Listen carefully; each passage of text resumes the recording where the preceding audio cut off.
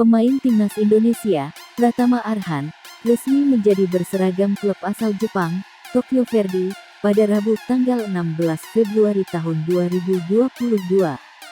Kepastian ini diumumkan langsung oleh Tokyo Verdy, lewat akun Instagram resmi klub.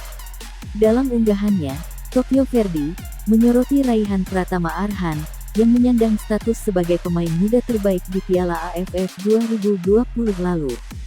Sementara itu, kepindahan Pratama Arhan ke Tokyo Verdy sendiri tak terlepas dari peran Dusan Bogdanovic.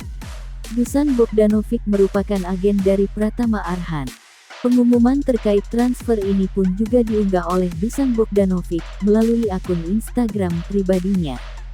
Lebih lanjut, Dusan membeberkan terkait kontrak yang didapatkan Pratama Arhan. Dikatakannya, Pratama Arhan diikat kontrak selama 2 tahun. Tak lupa Dusan mengucapkan terima kasih kepada pihak PSIS Semarang, yang sudah melepas Pratama Arhan. Dusan menilai langkah ini menunjukkan jika PSIS Semarang merupakan klub yang peduli dengan kemajuan para pemainnya.